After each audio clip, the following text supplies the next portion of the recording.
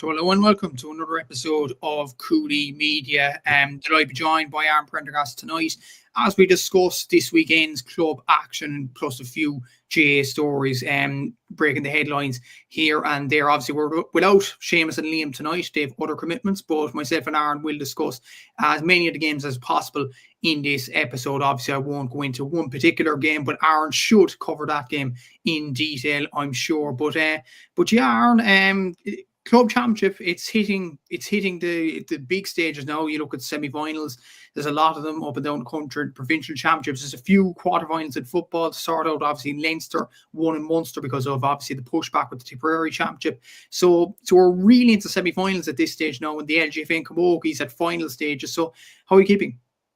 Yeah, absolutely. Yeah, good to be back on the show again. Obviously wasn't on last week. I was away in Manchester for work on the Sunday, and then previous Thursday I had a bad old case of the man flu. So good to be back on and discussing the games. Yeah, some cracking games this weekend. Definitely does heat up. Some big games. Obviously, you'll be involved in one of them very closely in Ballygunner versus Sarsfields. Like, it probably looks like the pick of the action in terms of games, but yeah, there's some other interesting ones as well, like a Toy Summerhill. I think it's going to be very, very interesting. Obviously taking place on the Saturday. So you have a lot of big games happening like this weekend across the board. I think you've got the Ulster Senior Hurling semi-finals, a lot of other kind of semi-finals like you mentioned previously as well. So yeah, looking forward to kind of diving into the games and discussing them in more detail. Yeah, exactly. So before we get into it, obviously, we love to see the comments coming in. Peter Griffin obviously leading charge with the comments here and there. So, hey, lads, best wishes to Tommy Jogger Doyle on his retirement. Class hurler, key man for Westmeath over 13 seasons. Interesting interview with Sean Rafferty on the Smaller Fish this week.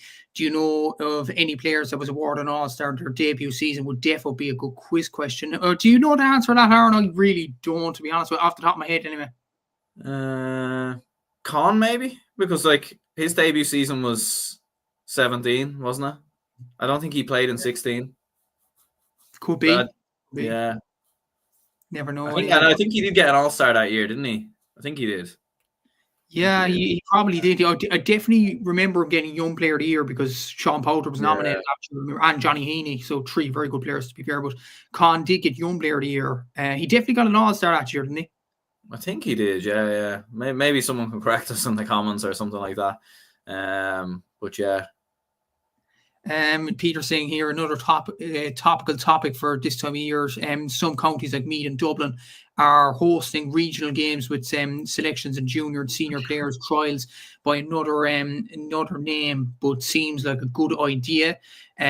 Peter again, he's leading charge really. Interesting appointment of Donegal's former coach of the Derry backroom team, and obviously Luke Barrett, I think he means there. And speaking of Donegal, did you see the story where $5,000 worth of footballs were stolen at a training base? Jeez, Peter, you have insight. That being Yeah, but a lot of insight there. But two new stories that we were familiar with before going on air, obviously, were the retirements, inter-county retirements. Peter did mention one of them of Tommy Doyle, the Westmeath fullback, and obviously Cúilín Clark, the Cavan fullback, obviously retired from inter-county football as well. For Tommy Doyle, Aaron, I've seen Conor McKenna from Westmeath actually tweet about him earlier, saying he was one of the best, probably underrated hurlers that we've seen in our generation. Had brilliant seasons in 2017 and 2022. Obviously, Cúilín Clark, obviously Ulster winner with Cavan. He did very well for the Breffni County over the years. Probably a staple in that Cavan team over the years. And when you look at, I think there's a bit of probably media, I would say negativity in Cavan at this present moment in time. Dermot McCabe's been appointed as manager. There isn't really positivity there. It's not really a good thing going into the Alliance or the National Football League, obviously, with a car coming around the corner and at the end of January, as the provisional fixtures would indicate. So yeah, Cúilín Clark leaving the Cavan panel and Tommy Doyle leaving the Westmeath panel. Thoughts on those retirements? Yeah, absolutely. I suppose firstly on Tommy Doyle, yeah, like he was a phenomenal hurler, definitely hugely underrated in many regards. And it is probably one of them because he was playing, a little bit kind of lower down in the ranks in terms of the Joe McDonough and obviously in the Leinster Championship for a couple of years. But yeah, phenomenal player. Remember he played an integral part, I think, that day as well when they beat Wexford a couple of years ago in that kind of famous win. captained the team in 2018, I think it was. So yeah, phenomenal fullback really. Obviously there's another Doyle in Cúilín Doyle who probably gets a lot of the plaudits, obviously playing kind of closer to goal and everything else. But no, Tommy Doyle, very, very underrated hurler. And yeah, I think we all wish him the best. And as for Killian Clark, yeah, another kind of stalwart really within that Cavan team that won the Ulster Championship, a couple of years ago. Like he was kind of one of the big players and one of the players that was kind of heavily involved in regards to that.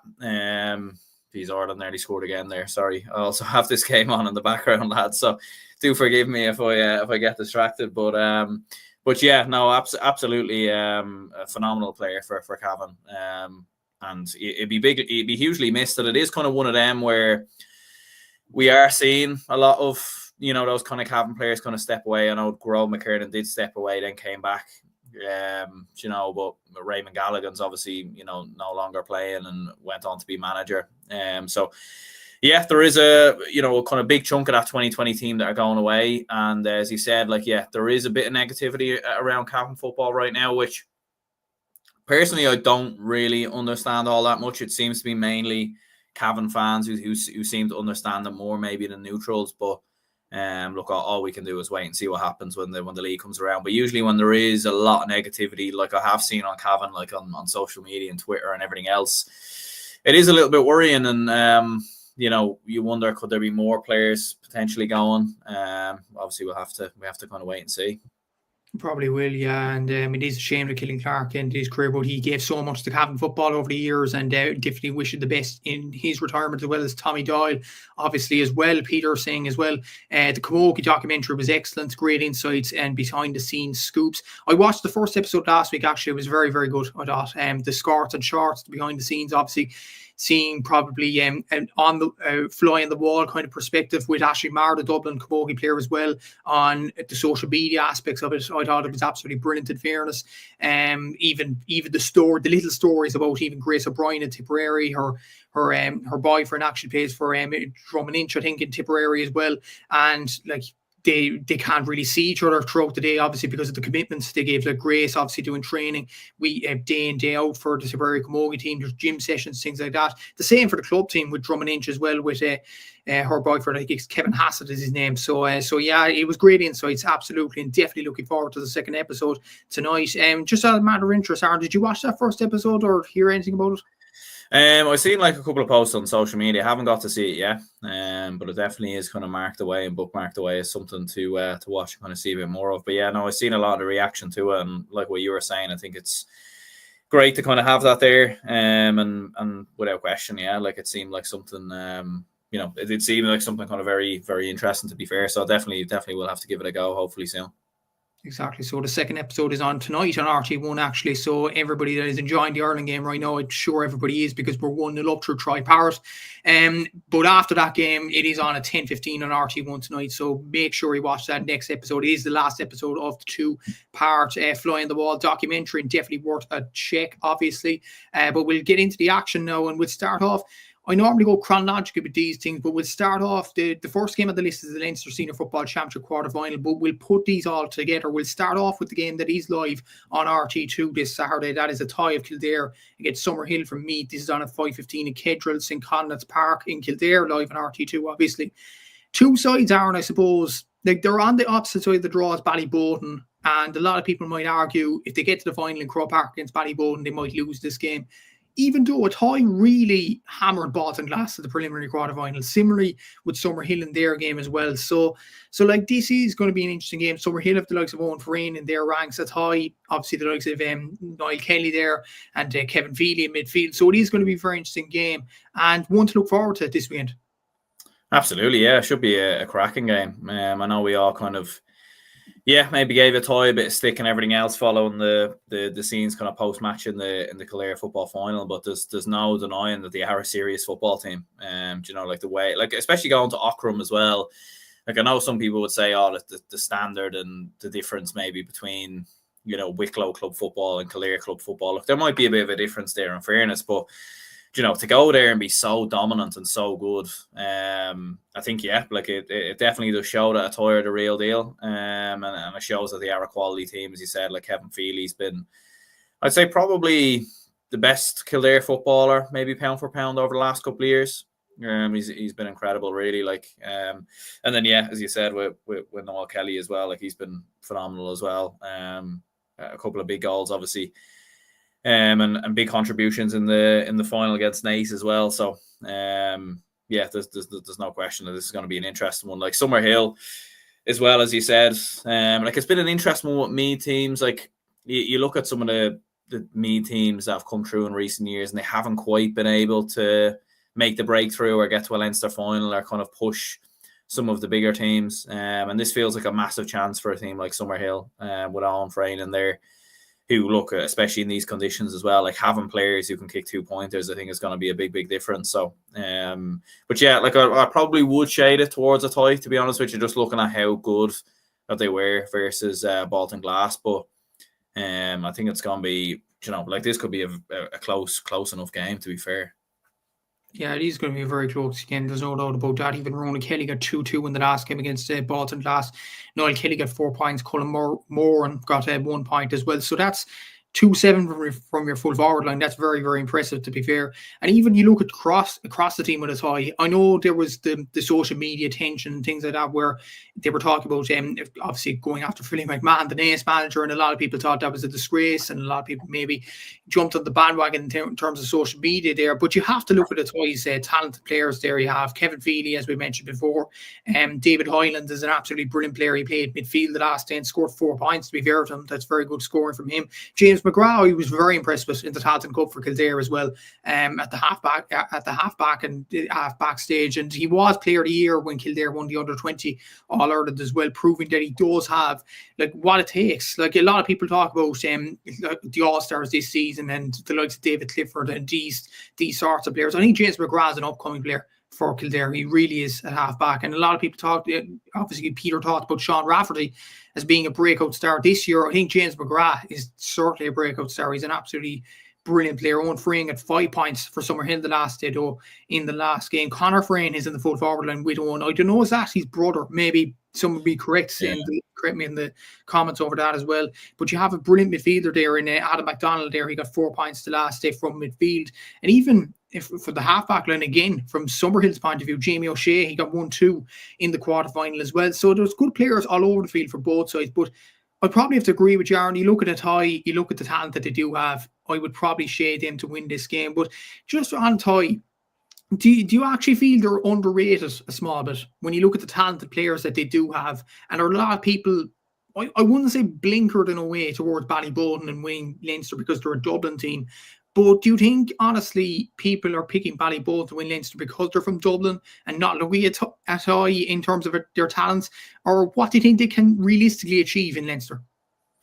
Yeah, I think it is one of them where they probably are going, a little bit kind of under the radar. It's 2-0 Ireland, by the way. Just thought I'd let everyone know. Troy Parrott again. So he's unreal. I am on flash score, Aaron. My app's slow. But like hopefully it it might be a night. But anyway, back to the Gaelic football and back to Athy. Absolutely, they're going under the radar. There's no question about that, because for them to have been like as good as they looked against Bolton Glass, to have beaten Naas as well, because if Naas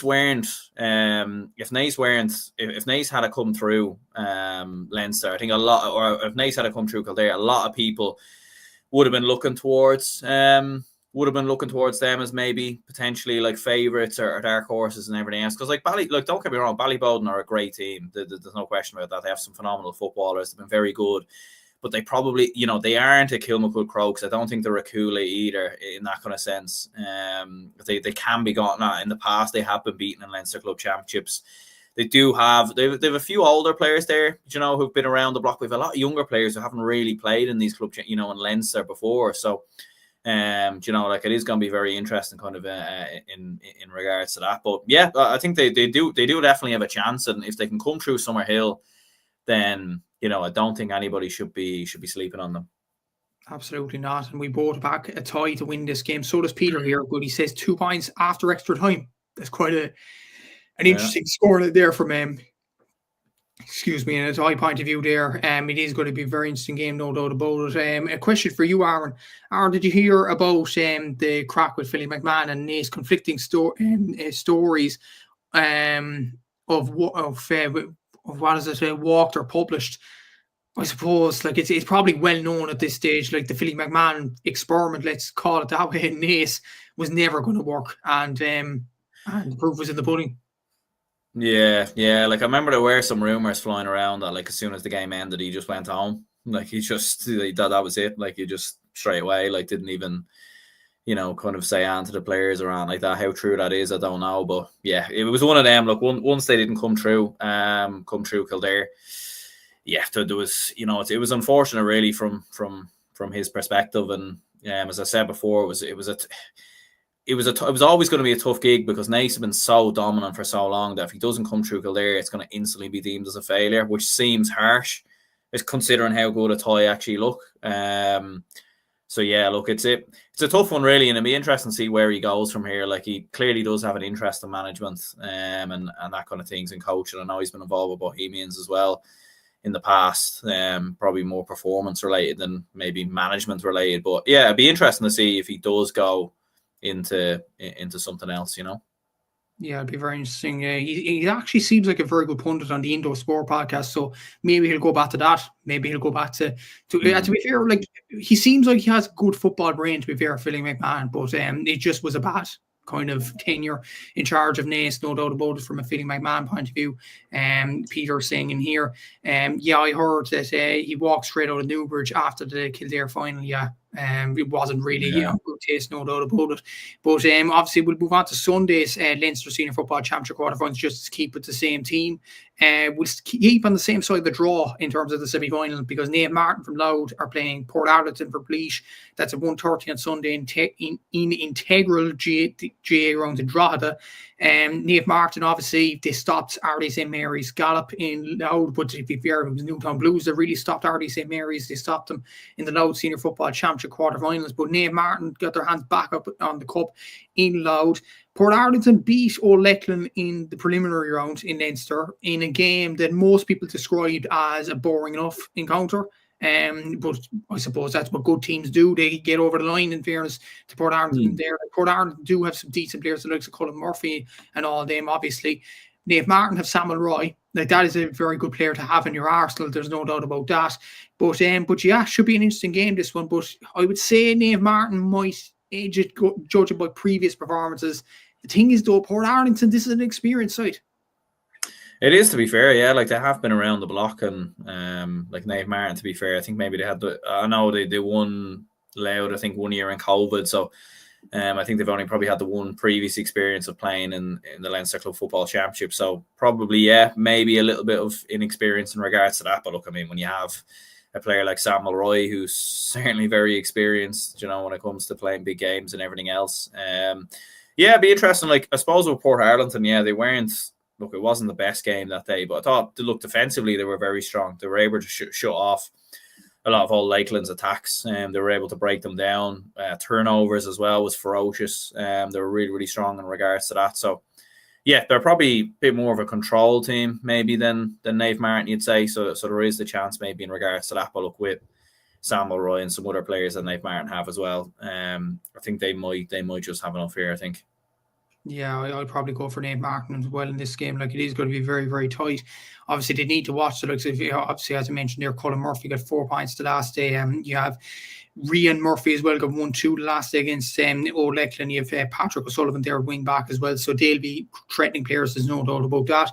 Peter Griffin saying here, a Louth team has never won the Leinster. Could Naomh Martin be that team? To be fair, RDC Mary's got very close last year against. Yeah, it is, yeah. So yeah, like with Samuel Roy in your team, but the thing is, like, if they were playing like a Ballygunner in, let's say, a provincial venue, I think they definitely have a chance. But the thing is, I agree with Seamus, what he's been saying in previous podcasts. If you play a Dublin team in Croke Park, it's almost good night because they're so used to Croke Park. They're used to the surroundings of the place. It's almost like home to them. They can bounce into the stadium. And that is a factor. There's no doubt about that as well. So would you consider them as a Leinster contender? Yeah, like absolutely, yeah. Like I think they're definitely in the mix. Like especially as we said earlier with Ballyboden, like there is an era of unknowns. Like I think a lot of people are saying Ballyboden will win this and it's case closed and everything else, probably because like a lot of the big hitters are like Naas aren't they obviously there, Port Arlington flat to deceive a little bit last season, obviously losing to Tinahely, didn't look particular, as we said, defensively strong against Old Lakeland, but didn't offer a huge amount going forward.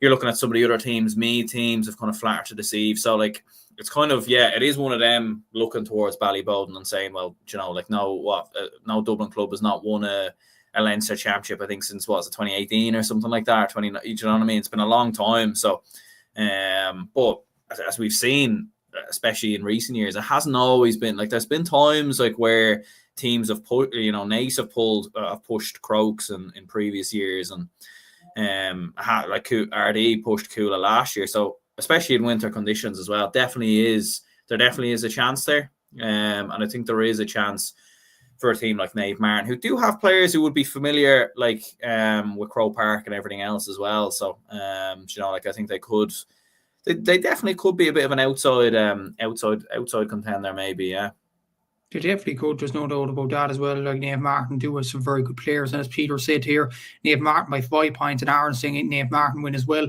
I'd probably go for Naomh Martin as well. Obviously, you do have Samuel Roy there, but also you have a ticket under 20 footballer Dara Dorian at wing forward, Tom Gray there as well. Obviously, Dara McDonald. Like these names sound very familiar. I think they were from the Louth under 20 team that reached the All-Ireland final this year against Tyrone. Obviously, they lost that game, but they were competitive in that. Val Leddy as well, who was part of the Louth senior panel this year, senior setup there. He's corner forward. So look, they do have some good players, and there's no doubt about that. And they will be competitive in the Leinster Championship. And I'm predicting them, and along with Aaron and Peter, to go on and win this game as well. We'll get to the Downs and Tullamore in just a sec, but I suppose we've been talking about Ballyboden there that leads us on nicely to their game. They're playing Castletown Liam Meadows at Wexford at 1:30 p.m. in Chadwick's Wexford Park.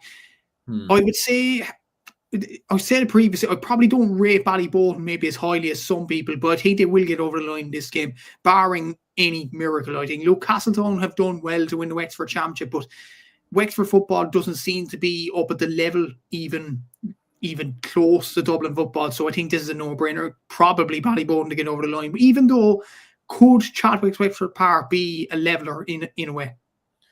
Yeah, potentially it could. Like it could narrow it down. Do you know what I mean? Like you would expect Ballyboden to be too strong. They should have way too much for Castletown. But look, we've saw in club championships in the past, like it is these earlier rounds sometimes where a lot of the bigger teams can get caught. And look, we saw. Obviously a different scenario in Afina St. Martin's last week. Like St. Martin's are, pushing Afina before, a lot of very good players.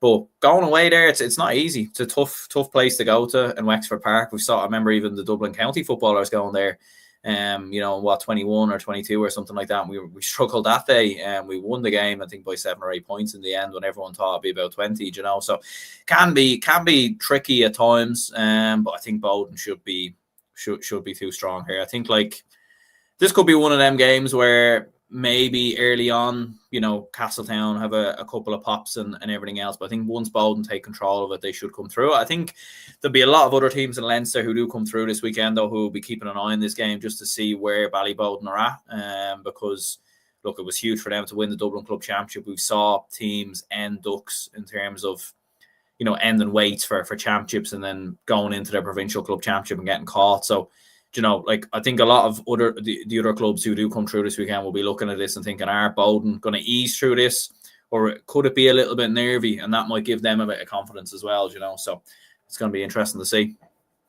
Very interesting comment in here from Peter. The winter conditions can add a footnote to these teams and help the underdogs in so many ways. And this is so relevant to this weekend because there is an orange weather warning in Wexford tomorrow. I think it's in Dublin as well, Aaron. So who knows? Like the pitch might be waterlogged. It might be difficult for Ballyboden. I might be clutching at straws. No doubt, I think Ballyboden will win the game as well. I think on a normal day and normal circumstances, they'll win comfortably. But could a soggy pitch, a gust of wind or something like that be something that puts the Bowden players off? Or do you think these players are experienced enough to get over the line?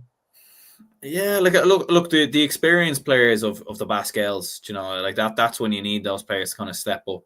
For some of the younger lads like Dara Sweeney and a few of the others, Ross McGarry even maybe to a certain extent. For them that could be a case of that, obviously playing in tougher pitch, in winter conditions when they would have been playing in Parnell Park all the time, when it would have been a lot more smoother and everything else, that way. So yeah, absolutely. We've saw it in the past, and even last weekend as well. We saw how the conditions kind of played a part in a lot of the games. So, could absolutely have an impact. And look, that would be something that Castletown will be looking to target as well. They'll be looking to use all the advantages that they have, because when there is a team like Ballyboden there, we know how good they can be when they are at it. But I think for Bowden, if they do want to be a serious threat to winning All Ireland and everything else, I think they'll have to, they'll have to show more than just experience and calmness and everything else to come through it. Because look, it should be comfortable, but as we know in football, these things are not always the case. Absolutely. So, and obviously, if the other game at that side of the draw as well, the Downs from Westmeath against Tullamore of Offaly, that's on a TG Cusack Park in Mullingar at 1:30 p.m. on Sunday. Interesting enough, on this pod, Liam actually said the Downs. He was doing the 5 best teams that are left in the Gaelic Football All-Ireland series, and he said the Downs were 5th, be above Ballyboden, but above many other teams as well, the likes of the Bars and the likes of Dingle and things like that as well. So, like, the Downs, like, you have Luke Loughlin there, you have Jonathan Lynham, like, you do have some very, very good players, and Luke Loughlin's worth, I'd say, 8-9 points a game. Tullamore do have some good players, the likes of Cormac Egan and the like. So DC is going to be a difficult game. But how highly do you rate the Downs? Do you rate them as highly as Liam has said the other night? I probably wouldn't have them as high as that personally. I know. I might need to go back and listen to the show to see the reasonings behind it. I didn't quite get a chance to actually listen to it, but yeah, look, I do rate them quite highly. Look, they're a phenomenal team. There's no question about it, and we know the form of Luke Loughlin. Whether I'd have them above like a Ballyboden and maybe some other teams as well, I wouldn't be entirely so sure on that. Like, I know you mentioned Jonathan Lynham, but I'm not too sure who else they really have that could, because Ballyboden have Basquel, you have Dara Sweeney, you have Cian Darcy, you have Ross McGarry, you have a few there who can all, like Luke Loughlin's worth 8-9 points, but Basquel is probably that. And then you have other players as well, do you know what I mean, who can chip in with 3, 4, 5.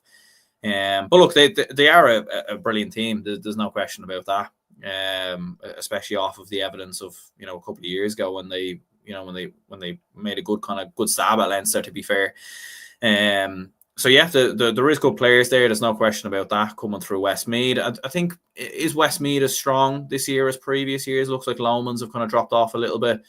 So yeah, I don't know. Like, there could be. I certainly wouldn't sleep on Tullamore either, because like they are a team that have been around the block. They've caused shocks in the past.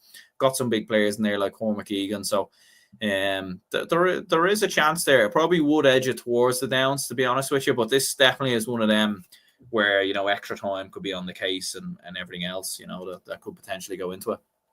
Potentially. So I feel like the Downs will be too strong for Tullamore. I do get your point that Tullamore will be a difficult game, but I'd say the Downs might get over the line in this game. Pete was saying in here, Cormac Egan had a very good year for Offaly. He absolutely did, and he will be a threat on Sunday. There's no doubt about that. So that's the Leinster Championship quarterfinals all wrapped up, and we agreed on the predictions there. So the Downs, Ballyboden, Athy and Naomh Martin look like they're going to be the favourites this weekend, but we'll have to see what happens. There are some of the comments what you think about those games. Peter saying the Downs by 3, and that'll be probably the margin if the Downs are to win this game. We'll actually move. I know this is probably skipping a day, but these are big games on Sunday in the Munster Senior Hurling Championship semi-finals. We'll start off with obviously the big one, obviously the repeat of the Munster Senior Hurling Championship final last December to be precise. Ballygunner from from Waterford against Sarsfields from Cork. That's at 1:15 p.m. in Azuri Walsh Park. That's also live at TG Carr on Sunday. So, lads, you know the drill. I can't say anything about this. Look, hopefully Sars can get over the line in this game against a very good Ballygunner side. But I'll leave the floor to you, Aaron, on this game. Yeah, look, hugely excited for it. I think it's the game of the weekend, probably the game of club championships so far across the board, to be honest with you. Especially, when you look at what happened last season. Like I remember last season, there was a lot of people that were very, very confident that Ballygunner were going to win it in Sarsfields. I suppose it was an interesting one, like obviously having not won the Cork Championship and everything else that year, obviously having lost to Imachilly, who were a divisional side, hence how they got through. So it probably was one of them where a lot of people just dismissed Sarsfield straight away and went with Ballygunner. And sometimes when those things happen, you know, like it can be very easy to write off a team and they kind of have a habit of coming back and biting you. And yeah, like Sars done so much right that day. Defensively, they were brilliant. I remember Desi Hutchinson barely being able to get a sniff. Their big players struggled at times, and Sars were really, really strong in regards to that. So I think that will be the first thing. Like, and Ballygunner's intensity, I remember last year as well. Like especially in the opening half, like they were just good bit off it. They were just very flat. Not really how you'd associate a Ballygunner side usually. And look, it was interesting watching them against the Piercing, like, because for about 40, 50 minutes of that game, I thought the Piercing were the better team, to be honest with you. You know, I thought they were the better side, and you know, it was ebbing and flowing. Ballygunner had a bit of a lead, but the Piercing were just edging it back. You know, and they obviously get a big goal in the second half, and it's probably only in the final 10 minutes where Ballygunner showed their mettle and showed their kind of resolve as champions, where they were able to find an extra like 10-15% within themselves, and they were able to kind of step up the gears a little bit kind of in regards to that. So look, it's going to be a hugely exciting game. Matchups are going to be really, really interesting. Like how do Ballygunner stop a player of Jack O'Connor and the influence that he's had so far this season, and how good he's been. At the same time, I know obviously you can't speak on it, but I'm sure management and everything else be working very, very closely to see how you stop a player like Desi Hutchinson, who I thought was quiet enough against Napiershik, all truth be told, but you know, he pops up with a couple of late points to kind of make the difference. Pat Fitzgerald as well. It's going to be very, very very, very interesting. Like obviously as a neutral and as someone who does, you know, work with yourself, I obviously hope Sars do come through. If I was being honest, I probably would see Ballygunner coming through, maybe narrowly, but look, we'll see. We'll see what happens. Yeah, exactly. So it should be a very interesting game for the neutrals, in fairness. And Peter saying here, Sars by 4, I think it is. So interesting prediction there for Peter. But we'll have to see what happens. It is going to be a titanic battle. There's no doubt about that. And yeah, it should be a very interesting game. And it is live at TG Carr for anybody that can't go down to Walsh Park and watch the game. But it is an absolutely belting encounter. Awaiting on Sunday. The other semi-final is actually on at the same time, 1:15 on Sunday. Arrow Guinness from Clare against Lockmore Castleiney from Tipperary. It is live on the TG Carr app, not TG Carr or TG Carr app, because of Sars and Ballygunner being on TG Carr. Just before we discuss this game, Aaron, obviously the game is in Zimmer Boymet, Park Isog in Ennis. But to be fair, Aaron, I think this is ridiculous having both the games on at 1:15 p.m. What's that doing for the promotion of the game, really? I think unless there's a genuine reason for this, why are they both at 1:15? Surely common sense should prevail here. One of them at 1:15 and one of them at 3:15 or something else. But I don't know what's the issue there. Yeah, it's a little bit strange, isn't it? Just it's kind of classic GA kind of common sense that doesn't really seem to ever be applied, to be honest with you. I don't really know, to be honest. Like, I know there's a lot of games this weekend across multiple provincial club championships, across multiple different codes. But yeah, it is quite frustrating, most definitely, especially for, you know, the neutrals and everything else, or even say Ballygunner or Sarsfields fans who maybe wanted to get a bit of a chance to see maybe Arrow Guinness and Lockmore Castleiney, you know, before the game or after the game. So yeah, it is a little bit disappointing, maybe because it's not, like, obviously there are other games on TV and everything else. Maybe it's not viewed as a game that maybe a lot of TV companies have looked at picking up and everything else. So maybe that's why. But yeah, no, it is a little bit disappointing, to be fair. It is, and as far as I know, there's no game in the afternoon, GA wise anyway, after Sarsfields and Ballygunner. So what's going to fill your day? Unless you're a Premier League fan, obviously, which I think probably most of us will be probably coach supporters or whatever. But that's not great for the game, is it? To have like a club championship day and you could watch one game live. That's not, unless you split screen, obviously. That's not doing well for the promotion of the game. I did have one game on Saturday night at High and Summerhill, unless you do have Clubber. The Clubber is an excellent service, to be fair, but yeah, it's not great really. And as Peter was saying here, who let Dougal arrange the fixtures or the times? Oh dear, yeah, probably, to be honest with you, yeah. No, but I think to be honest, club slots or times of games in the GA has been a problem for years. To be honest with you, like. Especially with club games as well, like they're only 60-minute games and 50-minute break in between. Like, I don't see any reason why they couldn't do a double header on a Saturday and a double header on a Sunday, or something like that. Like maybe, I don't know, maybe TV companies don't want to show the games or something like that. Maybe they don't think the interest is there, but I don't know. I'd argue that there is, and I think, it is a bit disappointing, to be honest, but. It is, but I suppose what can you do? But look at the game itself. You have Lockmore Castelline, you have the hurler of the year now in John McGrath. You have some brilliant players like the likes of Noel McGrath, and all the McGraths, in fairness, and that Lockmore Castelline team. Aero Guinness obviously won their first Clare Championship in a long while. They're still going the football as well. Some commitment from both codes there. You have Shane O'Donnell, David Reilly, Aaron Fitzgerald. Like, you do have some very good players in the Aero Guinness team as well. And this is a big opportunity for one of these sides because they haven't reached a Munster final, if not ever, in a long, long time. So this is a big opportunity for both. Absolutely, yeah. Like, I think I remember looking at it. So when I was doing my own predictions, I think Lockmore Castellini might have won maybe one Munster Championship, and I think that might have been in 2009 or 2010 or something like that. So a long time coming from a Lockmore Castellini point of view. Obviously, Aero Guinness won their first Clare title in 20 odd years. So it's been completely new for the majority or for all of their players really. So yeah, it's a huge opportunity being on this side of the draw, avoiding the Piercing, avoiding Ballygunner, avoiding SARS. And look, obviously it's one, if you can get through to the final, then it's one game, and like when you think of it as well, like if SARS go through to the final, it would have been obviously huge to get over Ballygunner, beating the team that they beat in the Munster final last season, the joy and the sort of relief and everything that will come with that. Same would apply for Ballygunner the other way.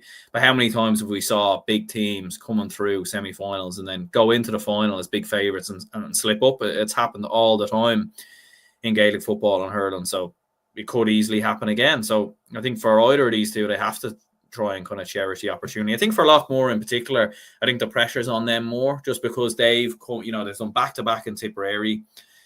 In Munster, look, they've had some tough games. They've had to play Ballygunner a couple of times, and it hasn't kind of been easy for them in regards to that. But I think it's a huge opportunity for them to get through to a Munster final. Look, John McGrath, Noel McGrath, they've been around the block for a long time. They're certainly not getting any younger. You feel like maybe this might be one last kind of opportunity or chance maybe at an All-Ireland club. There's no doubt they're thinking about it, and that's something they want to do because it's the last thing that they haven't done. And look, they might never do it because of how difficult it is. They call it the toughest for a reason, but you do feel like maybe this could be the chance. So it's a huge game. Looking forward to it, but if I had to predict it, I would say Loughmore, in my opinion, I think should have enough. Peter's agreeing with you. He says Loughmore on balance looks stronger. And to be fair, I'd probably go Loughmore to win the game as well. But if Aero Guinness are to win the game, I think Shane O'Donnell has to be really on it for them. But we'll have to see what happens. Actually, the last two hurlers of the year are playing against each other in this game at club level. That's it's very interesting. Peter saying a lot more to win by 5. So yeah, it should be a very interesting game. There's no doubt about that as well. And the Munster Championship games are live across TG4, despite being on at the same time. But look, what can you do? We'll move on to the Ulster Senior Hurling Championship semi-final. So one is on Saturday and one is on Sunday. So going chronologically, we'll start off with the Saturday one. And it's the one where the two probably less fancied sides are on that side of the draw. These St. John's from Antrim against Setanta from Donegal. That's at 6 p.m. in Owen Big. It's great to see, obviously, Setanta, new hurling teams progress and things like that. And there'll be 4 Ulster teams in the championship for the foreseeable. Setanta, from my knowledge anyway, I don't know much about Donegal hurling, but from my knowledge, they have dominated the Donegal championship for years now. This is a big, big break for that team. St. John's obviously shocked Antrim. They beat Lockheed Shamrocks and they've beaten, obviously, most notably, Rory O'Cushendall in the semi-final. And obviously, Lockheed beat Dunnoy on the other side of the draw. So out of them 4, you would have probably expected St. John's to be the least probably likely to win the Antrim Championship, but they've gone ahead and won it. It's kind of a different approach to a game in many ways, Aaron, because they are favourites to win this game. But it's going to be interesting none the same. But do you expect Setanta to do Donegal hurling proud in this game? Yeah, look, I think they'll definitely be bang up for it. Look, it's it's the first time they've been in the Ulster Club Senior Hurling Championship in a while. I think like a Donegal side is first time in a while that they've been here. So absolutely, yeah, I think it'll be huge for them. There's no doubt they'll be bang up for it. There's no doubt that they'll be throwing absolutely everything at this game because of the fact that what an opportunity it is, and they want to do Donegal proud. It's probably a rare. They'll probably have the whole county supporting them. In my opinion, I think Setanta. So, yeah, as you said, I don't know a huge amount about them, but I know they do have a lot of Donegal players within their ranks. So that could be absolutely huge. Look, St. John's though, I definitely don't think people should sleep on St. John's though. Like I predicted them in a recent video to win Ulster, and there seemed to be a lot of people who were maybe thinking I was a bit mad predicting them to do it, especially with Slot Neal in there. But I think to have come through Lockheed Shamrocks, to come through Rory Og, it shows they are a quality side. Look, yes, they maybe don't have a huge amount of county stars within their ranks, but I think they're a very good side. Like I think Oran McManus looks a very, very skillful hurler, and maybe he could definitely be one who could make more of an impact with Antrim going into next season. And yeah, like from what I've seen in clips, a very direct team, very hard to break down at different times, and I think they should have enough to come through Setanta. Look, it will be interesting because to have ended such a long way in Antrim, now we are going in against Setanta, Donegal side away. It has the makings of a real banana skin type game for them, and for that reason, I think this will be tight and it will be close. But I would back St. John's ever so narrowly to come through. Yeah, it should be a very interesting game. Peter singing here, Setanta and Burt, the struggles of Donegal hurling. I love that name for a club. I said it the other night, but Burt, I love that name. I don't know why, but yes, they have 2 very strong Donegal hurling teams, and the stronger Donegal hurling gets, the better. They competed well in the Christy Ring Cup as well, Donegal. So they have to. Well, I don't know, do Setanta have these players? The likes of Jory Gilmore and Liam McKinney. I'm not sure do they play for Burt or Setanta, but 2 very good Donegal players there. But yeah, I think St. John's will go ahead and win this game as well. But regardless, I think whoever wins this game will probably go into the Ulster final as underdogs, because you look at the other side of the draw there, you have Slotneed from Derry, last year's champions, obviously, against St. Pat's, Portaferry from Down. That's at 3:30 in the box at the Lenny Grounds in Armagh. That's a game that could have been live at DGR, but apparently it's not good enough for DGR. I'm not sure why. But to be fair, Aaron, I watched a bit of this Ulster final last year, and 2 very competitive sides. Slotneed obviously won it in the end, but Portaferry has some very good players. The likes of Tom McGrattan, the likes of Sands in Owen and Dahi. Obviously, Slotneed have a lot of footballers, and the likes of Brendan Rodgers and Shane McGuigan, and obviously you have Cormac O'Doherty there, who was Derry's best hurler, in my opinion, in the Christy Ring Cup this season as well. So you do have some good players on both sides of the coin there.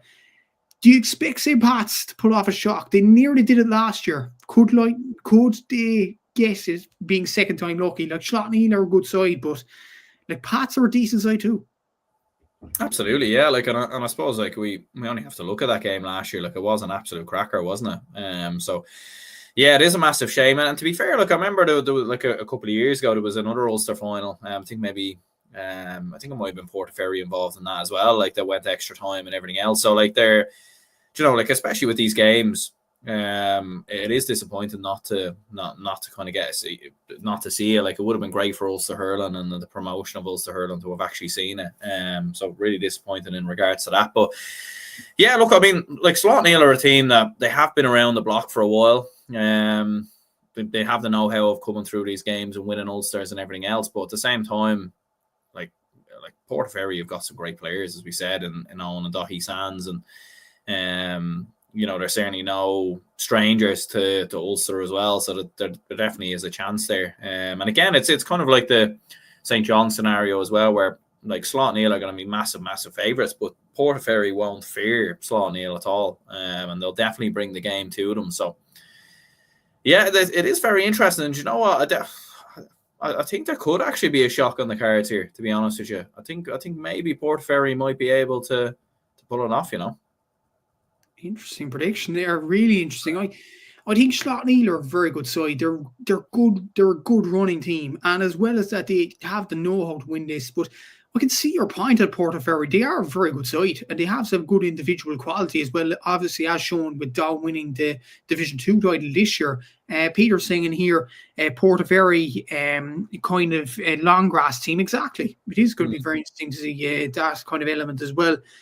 I'll go with the tried and tested. I'll go for Slot Neal, but narrowly so. I think Portaferry really tested their mettle. And you looked at the Ulster semi last year between Dunloy and Slot Neal. That was actually shown by RT, and it ended up being one of the games of the year, probably the game of the year, to be fair. So I don't know why it's not being shown on TG4 or RT. I really don't know. But look, that's the decision's been made upstairs in many ways. It is poor in so many aspects, to be fair there. But we will move on to the football game on Saturday. There's 3 more games to discuss in the senior level in the men's side anyway, and then we'll go on to Camogie, LGFA, and maybe dip into a bit of intermediate and junior at the end of the pod. We'll start off in the Munster Senior Football Championship quarter-final. It is Clonmel Commercials of Tipperary. They're facing St. Finbarrs of Cork. This is on the Clonmel Sports Field in Tipperary, 1:15 on Saturday. Interesting game, Aaron, in many ways. Clonmel beat Kilsheelan and Kilcash in the Tipperary final last weekend, 126-15. That was a brilliant scoreline from them. The likes of Mickey Quinlivan and Jack Kennedy really starring for Clonmel Commercials. And obviously, Philly Ryan's son and goal. It was an emotional moment for him in many ways. And it's an emotional kind of occasion for Clonmel Commercials as well. Obviously, winning the Tipperary Championship, and I'm sure they will drive on this emotion in the quarterfinal against the Bars. But to be fair, I've seen the Bars in the Cork Championship, and they are a very good team. And the thing is, once they come out of Cork, that was the key thing. They come out of Cork, and then they're very, very good. They brought Kilcoo to extra time in the All-Ireland semi a few years ago. They still have some of them big players, the likes of Sherlock, the likes of Ian Maguire, Jamie Burns, John Wington Barrett is a new kind of recruit onto that team. Obviously, the likes of Kelly Myers-Murray on the bench. And an interesting kind of a name, Darren Newman. He's actually at the Cork senior panel next year. John Cleary has called him up. He's going to be in goal for St. Finbarrs, and he has been very impressive throughout the championship. So very interesting to see him on Saturday. But a very interesting game this between Clonmel and the Bars. Absolutely, yeah. Like I think so, and I think when we saw what Clonmel have done in previous seasons, and in causing surprises and everything else against Cork teams, so it's definitely like when it was Nemo Rangers that they bet, a good while ago, wasn't it? It was a few years ago, yeah. But to be fair, I don't think that Nemo team was that great, to be honest with you. I'm not sure. Maybe somebody would correct me in the comments. I don't know what Jason Arnagren about. If he is, it's a tough game. But as far as I know, I think he's over the States still. So, yeah. Look, it is interesting, especially when you're looking at the like some of the players that the Bars have, like they have, I think they're definitely. Sorry, I'm distracted here because Cristiano Ronaldo's just been sent off. sorry, guys. Yeah, no, I just had an elbow at someone. So there you go. We'll get back to the Bars, no about Clonmel, obviously, just to say. But isn't it typical, Aaron, that we're doing a pod and this is all happening? Ireland are 2-0 up. I know, yeah. Like that's why I didn't mind, because I was like, it'll probably be like 3-0 at half time, and then I can just turn it off. But no, everything has to be happening as we're doing this. And like, on a side note as well, as he was being sent off, it looked like he just started clapping all the fans. So yeah, little bit interesting there. I don't know. Obviously, I haven't been listening to it, so I don't know if he's been getting abused all game. But anyway, let's get back to it. No, look, I think it will be a real interesting game, and I think, as we said, with Finbar, it's like they are a team that has, pedigree. They're the type of team that I think are All-Ireland contenders. They should be All-Ireland contenders given the players that they have in Sherlock, in Ian McGuire, and many of the others as well. So there's a huge potential kind of for them in regards to that. So I think, this is a real banana skin type game, as you said. Look, Clonmel have everything to play for, and especially with Mickey Quinlivan in the side with Jack Kennedy. They've got some phenomenal players, and look, they're no strangers to this as well. So I think I think it will go to extra time, but I think the bars will just narrowly come through. I think. Yeah, I think so as well. I think the bars will come through it. Hooker by crook, it is going to be a difficult game, no doubt about it. Peter disagrees with both of us. He says keep it tight. Crowd nearly on the field. Home support the grain of rice. Clonmel by 3 points. They are on a mission. You're some man, Peter. You're some man for predictions. That is some prediction to put out there. But I think the bars are just too strong, though. You look at this bars team. Yes, they beat Clonmel. They beat Nemo a few years ago. But that Nemo team, I don't know how they won card, to be honest with you. This bars team is very, very good, to be fair to them. You have Brian Hayes around the middle there. At the question mark, who stops him? Like, a lot of people cry sleep on Brian Hayes because he's a Cork hurler now and he isn't available for the footballers. But you've seen his goal the last day against Nemo. Like, he's just still a battering ram. He's a powerhouse. And it will be very difficult to see how the Clonmel players do stop him. But I think with the game last week as well, I know they beat Kilsheen and Kilcash comfortably. But the fact they had again, the bars have a bit of a rest period. I think that might be the grain of rice in a way as well. And I think the bars might nick it in many ways as well. And we'll move on to the Connacht semi-finals there on this Sunday as well. So we'll start off with St. Bridget's from Roscommon against Ballinasloe Stephenites and Mayo at 1:30 p.m. on Sunday in King Moffat, Dr. Hyde Park. So it is a very interesting game, this one. You would probably back Bridget's because of Ballinasloe Stephenites and indeed Mayo Club's record in the Connacht Championship. It's been absolutely horrendous over the last few years, to put it mildly. But Bridget's, like, they do have some good players, but a lot of people have been pointing out they need the likes of Sid and Kilbride, 40 years of age, to drag them out of the hole against Padraig Pearses. But then again, like, I think Padraig Pearses are a better team than Ballina. So I think Bridget's might just have enough for Ballinasloe Stephenites here. I think so, yeah. Like, I think for Ballinasloe Stephenites, though, like, this is where they need to show how much they've progressed over the last couple of years. They need to show, that Mayo teams can compete, because look, there has been a narrative that's gone around the last couple of years, and rightly so, given that, about Mayo clubs not being able to compete in the Connacht Club Football Championship and maybe underperforming and everything else. And I don't think it's ever been because they've had a lack of players. Like, the players are there for Ballinasloe Stephenites. There's no question in regards to that. They've got some brilliant players within their ranks, and they've shown and everything else. You saw against North London Shamrocks, although they came through it comfortably at the end of the game. Like, there was stages in that game where, like, North London were putting it up to them, and they had a bit of a go at them. So I think this will be important for Ballina, because we've saw them in previous years, not just Ballina but other Mayo Club champions as well, kind of fall apart a little bit when they've come up against Roscommon teams and Galway teams and everything else. So this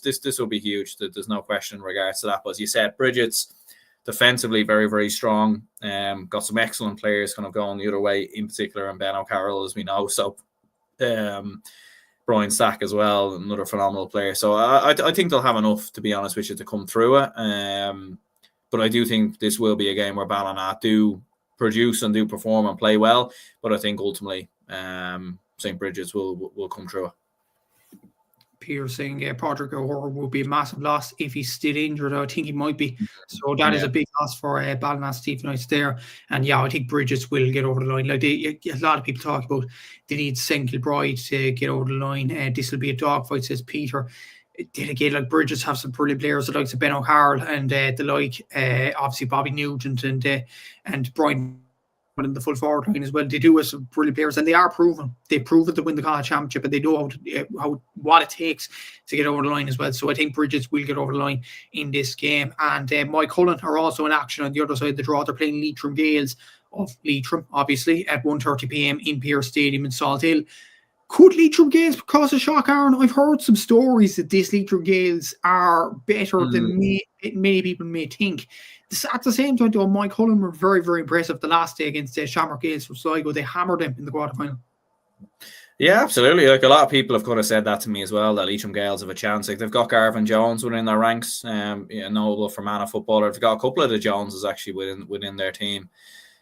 Which is interesting. I don't know the whole scenario. Maybe it's just on the kind of border between Fermanagh and Leitrim, or something of that nature. I'm not entirely sure as to how that happens. But I think it's they've definitely got some very interesting players. Definitely is a real banana skin type game from a Mike Cullen perspective. Everyone will be tipping them and seeing them as favourites, but absolutely, there's a chance for Leitrim Gales, and it'll be interesting to kind of see and keep an eye on this game, and hopefully we can get to see this somewhere, because this is one of them where there could maybe be look, I'll be very surprised to see the upset happen, but this could be one of them where you're keeping an eye on Scorpio with 10-15 minutes to go and Leitrim Gales are winning by a point or something like that, that way. So look, I would go for Mike Cullen. I think they should be far too strong. It will be interesting to see if Peter Cook is still in the team. I know he came back from the States to kind of play, in the final and the semi-final, and everything else, came off the bench about those games. So it'll be interesting to see if he is still kind of with Mike Cullen for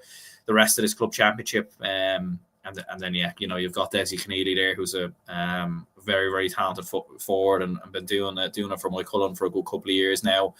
So and look, to come through Salt Hill, I know they were missing John Maher, but there's some phenomenal players within their ranks. So to come through them shows Mike Cullen of some great players. So it's going to be an interesting one to see. But I think Mike Cullen should be too strong. Yeah, I think they will as well. Like, any team that beats Salt and Nottingham are very, very impressive. Peter saying in here, Mike Cullen to win by 8. So it should be a very interesting game in many ways. And we're all predicting Mike Cullen winning this one, but Leitrim gets to really put it up to them. There's obviously a few LGFA and Camogie games. It is shortening in the LGFA and Camogie championships because the All-Ireland finals there are set just, I'd say, a week before Christmas, in and around that period. So it is going to be very interesting to see the end of those championships. So there's one game of note in the LGFA championship this weekend. It is the Ulster senior final between Errigal Kieran of Tyrone and St. Ergnut's Money Glass from Antrim. This is on at Brewster Park in Enniskillen at 3 p.m. on Sunday. Obviously, St. Ergnut's, they beat Clonairon, who we all predicted would win Ulster and who have been dominating Ulster over the last few years, so they can't be discounted for that. That is a superb result. Errigal Kieran, obviously, with the men last year, they've reached the All-Ireland final. With the ladies there, you still have the Canavans, the likes of the Maria Canavan and all them players, Aoife Horsk as well. You do have some excellent players in the Errigal Kieran team. So Tyrone obviously won the intermediate LGFA title this year, so that county may be on the up. It's a very interesting game to call because Ergnut's caused the shock of all shocks in this Ulster semi-final, whereas Errigal Kieran seemed like they're a club on the up. So it's an interesting one to predict. Absolutely, yeah. And especially to beat Clonairon, a result that nobody really expected. And they from seeing clips of them and everything else, they seem to be a very fast, aggressive team. Play a bit of a running game as well, and kind of caught Clonairon cold really in the match. A lot of turnovers and everything else kind of made the difference that day. But as you said, look, Errigal Kieran are the experienced team with Maria Canavan in there and a few others like you mentioned. So be interesting to see. Look, Clonairon got caught. There's no doubt about them. And that's the magic of club championships sometimes. Big teams can get caught and sometimes you might not know how good another team particularly might be on any given day. So it'd be interesting to see, with these kind of shocks, usually you'll see them once. But to see it again would be huge, and I think it would blow the championship wide open. And look, maybe it might be what football will need is to have something like that. But I'd still think Errigal Kieran will be too strong and should probably come through by 3 or 4. I think. Yeah, I think Errigal will win the game as well as Aaron. So does Peter. He thinks Errigal will win this game by 4. Could be a very tight game, and definitely agree with that. I think Errigal Kieran will win this game as well. In this one, I think the winners of this play Kilmacock Crokes in the semi-final. So it is going to be a difficult assignment, whoever comes through this game, but it will be a massive achievement whoever wins Ulster. So we'll have to see what happens there. There's also a couple of Camogie senior finals to look at as well. So starting off with the Leinster one, it is Dixborough from Kilkenny, who I think we all predict. Oh no, you predicted St. Vincent's. Sorry, Aaron. Dublin to win the Leinster Senior Camogie Championship, but all three of myself, Liam, and Seamus predicted Dixborough to win this championship. They face Albert the Bala from Wexford in SCTU Carlow at 3:30 on Sunday. Interesting enough game, like you have the likes of Aoife Prendergast and Jenny Clifford and some excellent players there on the Dixborough team, and they are seasoned. They won the All-Ireland in 2023 as well. Albert the Bala, they did beat St. Vincent in the semi-final and beat them quite comfortably as well, and have the likes of Anish Curran around that team as well, have some excellent players. So you would expect Dixborough to win the game looking at it on face value, but Albert are definitely capable of a shock, as shown in the semi-final.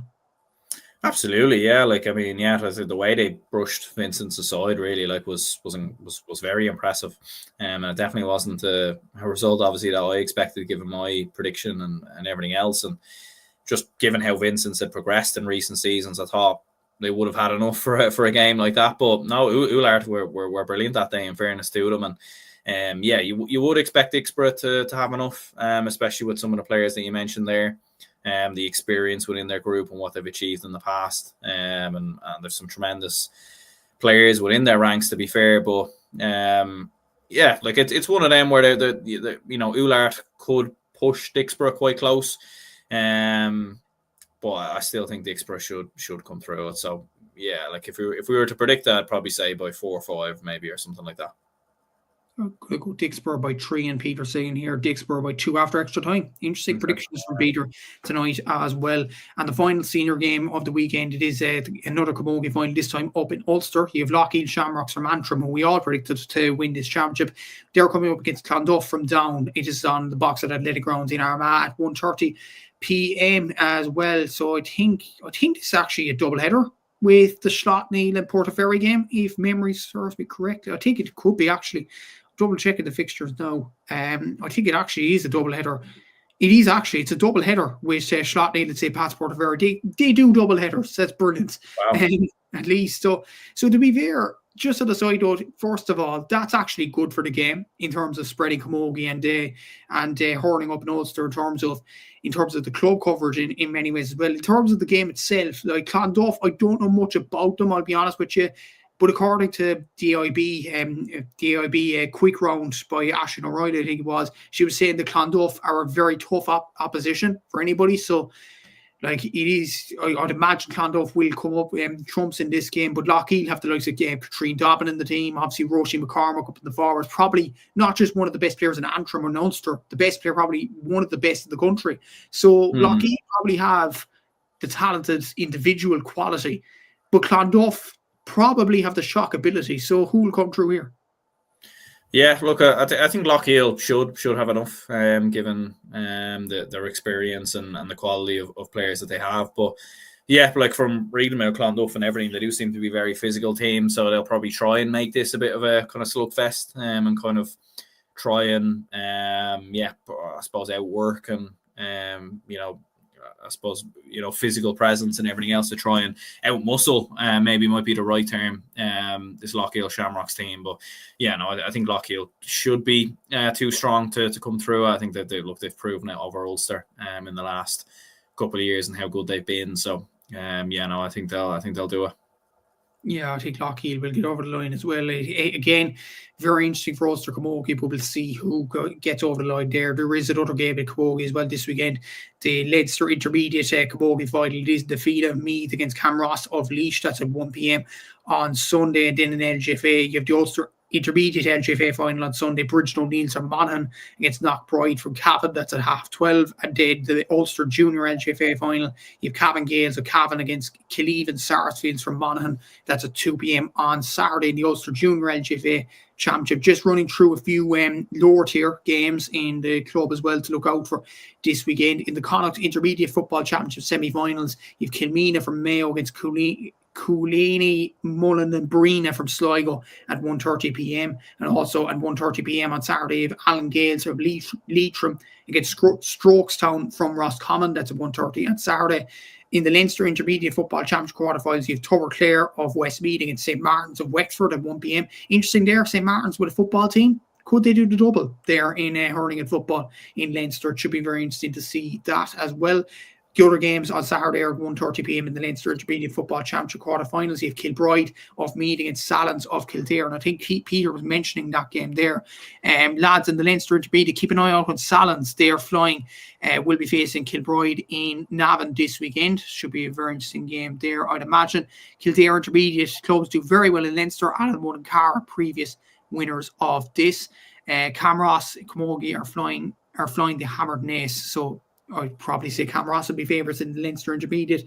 Camogie Championship as well. Also in the Leinster Intermediate Football Championship quarterfinals, you have Clara of Offaly against Round Towers Lusk of Dublin at 1:30 p.m. and Hunterstown Rovers of Louth against Park Rasaniska from Laois on Saturday as well. In the Connacht Intermediate Hurling Championship semi-final, you have St. Gabriel's of London against Turin of Mayo. That's at 1 p.m. on Saturday. In the Ulster Intermediate Hurling Championship semi-finals, you have one on Saturday and one on Sunday. In the game on Saturday, you have Carrickmore of Tyrone against Glenariff O'Sheen from Antrim. That's at 4 p.m. on Saturday. And then the game on Sunday is Lisbella St. Pat's from Fermanagh against Castleblaney from Monaghan. That's at 1:30 p.m. on Sunday. As well as that, you have the Ulster Junior Hurling Championship final. Borta, as we mentioned before, with Donegal doing well with Setanta. They're facing Lavey at 1:30 p.m. in the Ulster Junior Hurling Championship final.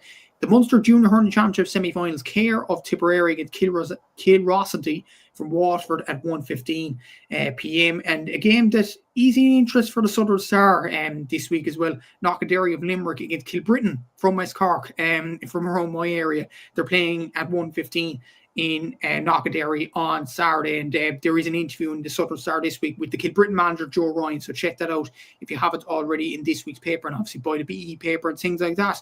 In the Ulster Junior Football Championship semi-final, you have St. Pat's Donagh from Fermanagh against Clocker Erogue of Tyrone. That's at 1:30 on Saturday. And also on Sunday in the Ulster Junior Football Championship semi-finals, you have Emmy Vale of Monaghan against Munter Connacht of Cavan. That's at 1:30 p.m. Then on Saturday as well, you have the Leinster Junior Football Championship quarterfinals. St. Bridget's Kilishi of Longford against Sheila Coolboy of Wicklow. That's at 1:30 p.m. All the games in the Leinster Junior Football Championship quarterfinals are at 1 p.m. You have Fighting Cocks of Carlow against Clonagale of Meath. You have Ballynagore of Westmeath against Barcelona of Europe and Spain, obviously. And then you have Grange Nolven of Kildare against Clockbawn of Wexford.